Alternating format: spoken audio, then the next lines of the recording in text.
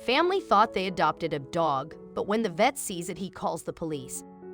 When the Anderson family gets a new dog, they have little to no doubt about which one, as they immediately fall head over heels in love with a particular dog's strange striped fur.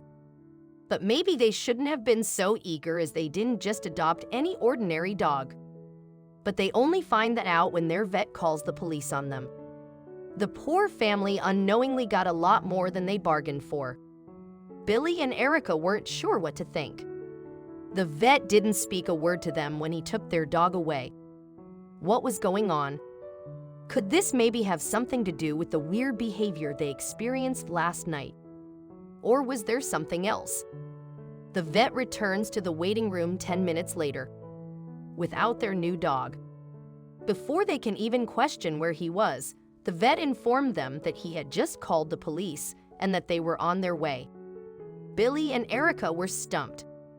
Little Tim was crying by the pint, screaming that he wanted his dog back. But when the vet started explaining himself, it suddenly made sense for the couple. How could they have been so naive? But to better understand this situation, a bit of backstory is required. The Andersons were a young family living in Vermont. Billy, Erica, and their 4-year-old son, Tim, lived together in a small town. Recently in the Anderson home, there had been a lot of sadness. And although the family had just moved into a new town and didn't know much about the town, there was another reason for this sadness. The young family had recently lost a dear member, one that had been a part of the family for 11 years, their family pet, Rio. Rio was not merely a pet, but a long-standing member of the family. You see, Rio was the first friend Billy made when he ran away from home at 16. Billy's home situation had been less than pleasant. His parents were verbally and emotionally abusive, constantly monitoring his actions to the point where he was restricted from making friends. Billy often fantasized about a world outside of the grasp of his parents. So much so that once he got out, the first thing he did was buy a dog. For the first 2 years, it was Billy and Rio, best friends forever. The young man struggled to find his ground when he was on his own, but luckily, having a loyal friend through it all eased the pain. Rio was there for all of the monumental moments in Billy's life, including his first date with Erica and the birth of their newest family member, Tim. Rio was a special part of their family life, and just as he had been there for Billy, he was also very close to their young son, Tim. Now that Rio was gone, it was clear that things were no longer the same. The family was unmistakably sad, but they had an inkling as to how they would fix it. "Let's get another dog." Even as he said it, Billy had to admit he wasn't so sure about his plan. Erica shook her head. She knew it was far too soon to be getting a new pet. Rio had meant a lot to both her husband and Tim, so much so that she was a little surprised he had brought replacing the dog up so soon. However, there was a dog-shaped hole in their life that needed filling. Erica and Billy talked about it a few more times. Erica was concerned that Billy was jumping into things a bit too quickly, and Billy was doing his best to convince his wife that he was ready for the change. Eventually, Billy won Erica over, and the two decided they would get a dog. But the hurdles had just begun. The first hurdle the family faced was in choosing the next breed they would have, and the family came to the conclusion that they would like to have a pit bull. Next, the family found themselves searching the web for a licensed breeder, as Tim wanted a puppy. At least, that was the intention initially. The couple was unfamiliar with the breeding world and felt the internet would offer the most options. After much searching, they found pit bull breeders. The couple decided to make it a weekend trip and scheduled visits with both breeders. However, their trip proved to be a little disappointing for the family. The first breeder gave off the wrong vibe from the start. Although the puppies were cute and Tim and Erica had a nice time playing with them, Billy couldn't fight the weird feeling being at the location gave him.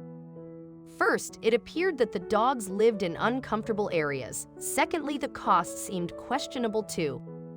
The young family didn't have much luck with the second shop either. While this breeder was cleaner and seemed to take better care of its puppies, the couple was greeted with some sad news on arrival. They had sold the very last 2 puppies online. Now Erica and Billy were stumped. The entire family was sad once more. They felt disheartened that their entire trip had turned out to be nothing but a bust. Billy and Erica decide it would be best to get home and figure out a new plan. However, 15 minutes into their drive and the couple spotted an animal shelter. Would this be destiny? Erica was ecstatic. She had begun to lose hope and was feeling a little dismayed when she spotted the small shelter on the side of the road. Turning to Billy, she pleads with him to stop and poke in. Something told her they would find what they were looking for. The young family decided that it couldn't hurt to at least check it out. The young couple was in a neighboring small city and didn't expect to find much of a selection. They were proven right. The shelter attendant explained they only had 10 dogs in their keep, and only 2 of them were puppies and neither were pit bulls. But one dog in particular immediately caught their eye. It was one of the older dogs. And as little Tim exclaimed, it was clear that the little boy had the same thought as his mother. The dog looked like a pit bull, or at the very least like one of its parents was a husky. However, the most fascinating thing about the animal was its stripes. They were sporadic yellow stripes on his black fur that neither of them had ever seen on a dog.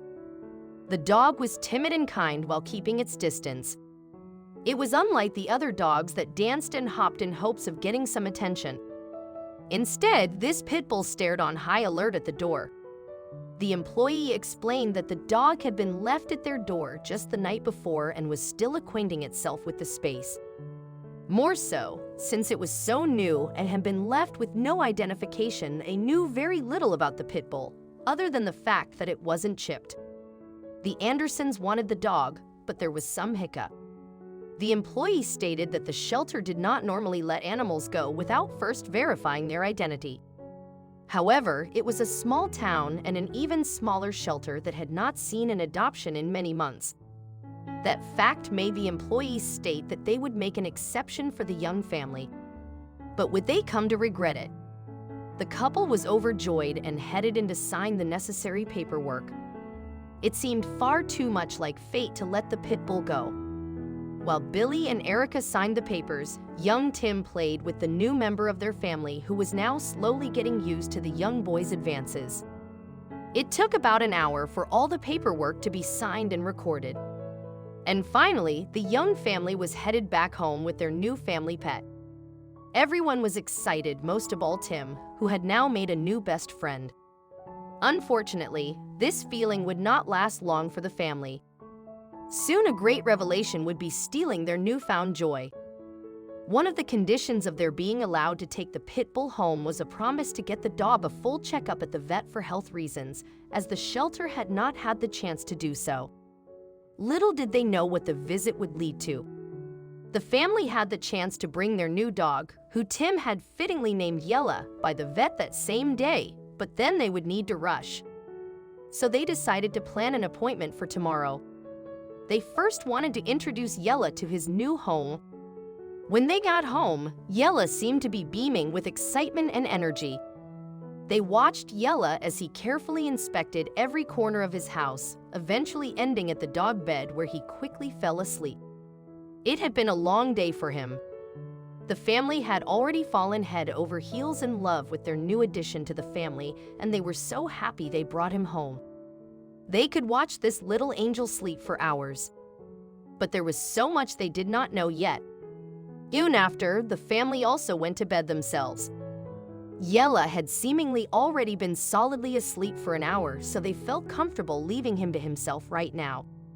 This day had also been full of excitement for them, and they had an appointment with the vet early the next day. The family was happier than they had been in a while. They thought they had found their perfect replacement for Rio, even though he could of course never fully be replaced.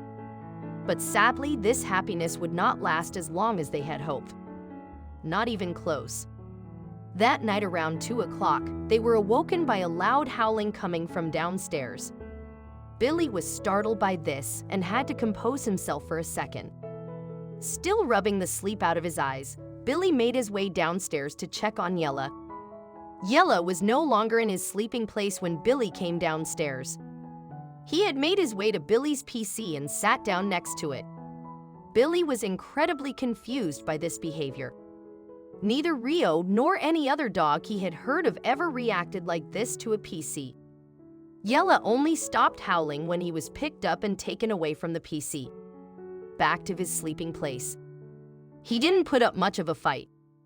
Too tired to address this right now, Billy closed the door to his office and went back upstairs. He didn't hear any more howling for the rest of the night. The next day, the family found Yella sleeping against Billy's office door. They had no idea how long he had been there or why he was doing this. It was obvious Yella was attracted to the PC, even when he could not see it. Could he sense it somehow?